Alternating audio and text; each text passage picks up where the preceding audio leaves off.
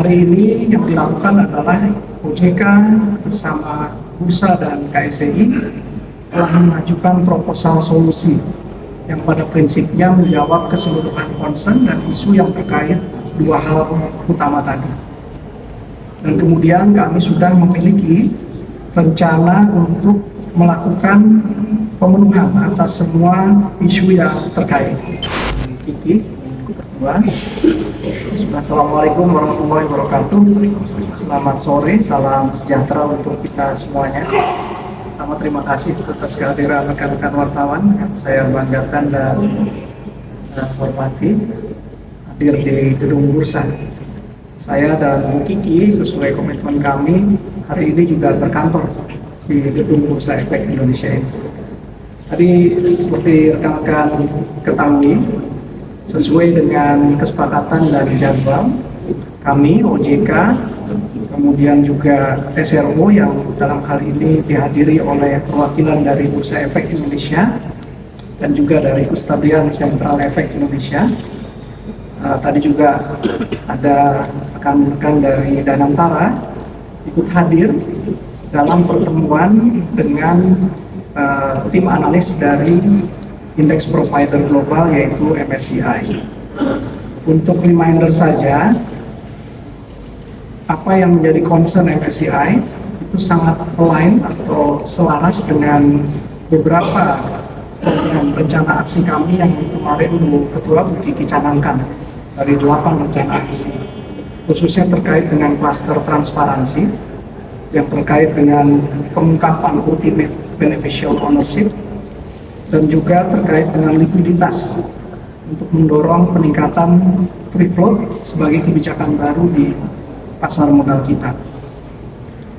Rekan-rekan sekalian, secara umum hari ini yang dilakukan adalah OJK bersama Bursa dan KSCI telah mengajukan proposal solusi yang pada prinsipnya menjawab keseluruhan concern dan isu yang terkait dua hal utama tadi.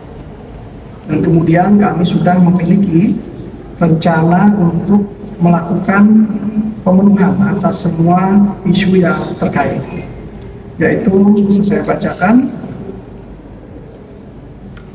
terkait dengan disclosure atas kepemilikan pemegang saham dengan porsi di bawah 5% yang kita komitkan untuk dapat dilakukan untuk kepemilikan saham di atas bahkan 1%.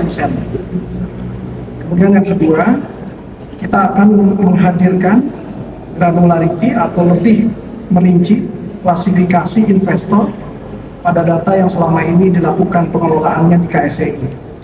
Yang kita ketahui saat ini terbatas hanya di 9 tipe investor utama, tapi nanti akan dirinci menjadi 27 subtipe investor yang akan lebih memunculkan klarifikasi dan juga kredibilitas pengungkapan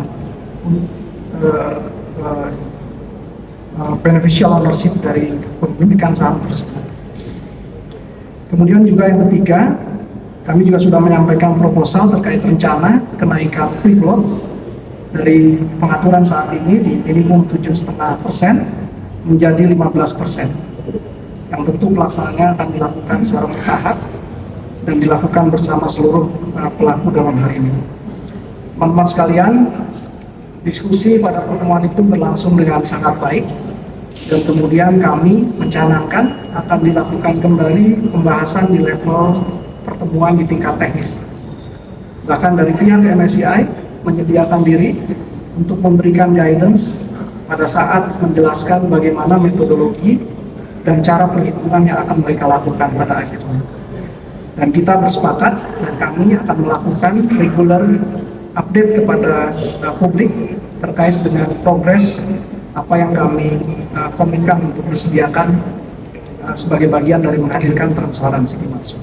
Jadi mudah-mudahan ini menjadi progres yang baik yang pada saatnya tentu melalui evaluasi akhir kita berharap akan mendapatkan konfirmasi penerimaan pada saat ini. Demikian mungkin.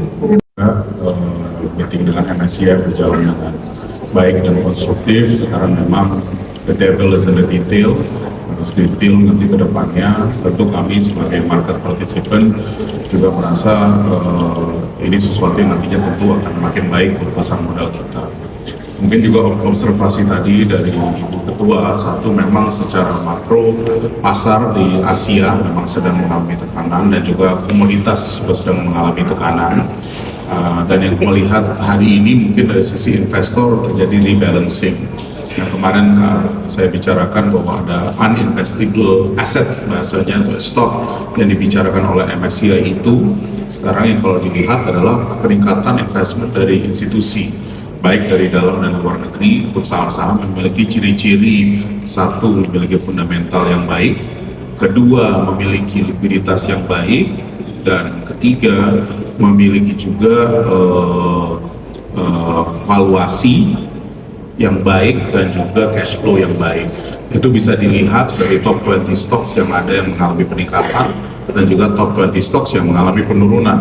Jadi ini juga ini perlu dilihat secara makro saja, bukan hanya di level Indonesia alone.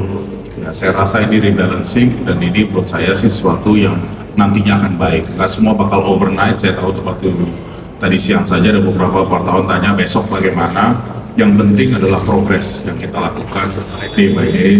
Kami sangat encourage melihat step-step yang dilakukan sangat serius. Jangan lupa buat teman-teman wartawan semua, hari Rabu announcement, Senin Minggu sudah di-announce, dan Senin, dan ini sangat cepat. Bisa dibilang untuk banyak negara-negara yang di cover MSCI, bisa dibilang ini salah satu yang tercepat dari sisi regulator dan juga dari sisi bursa yang terkait. Ini juga merupakan sesuatu yang encouraging. Terima kasih. Terima kasih. Menyampaikan pesan, kita titip pesan untuk seluruh investor di Indonesia, jangan panik, tetap tenang, tetap mengambil keputusan investasi secara rasional. Melihat investasi itu adalah bagaimana melihat fundamental dan juga prospek ke depan. Beberapa hal ingin saya sampaikan bahwa pada hari ini teman-teman media pasti juga mencermati bagaimana market kita pada hari ini ditutup turun 4,88%. Jadi indeksnya di 7.922,73. Namun di balik angka penurunan tersebut tentu ada hal lain yang harus kita lihat juga, dan ini hal yang sangat baik. Ternyata setelah 4 hari asing net sell, pada hari ini asing mencatatkan net buy sebesar 654,9 miliar rupiah. Jadi ini berita bagusnya bahwa ternyata foreign buy hari ini setelah 4 hari kemarin net sell dari foreign.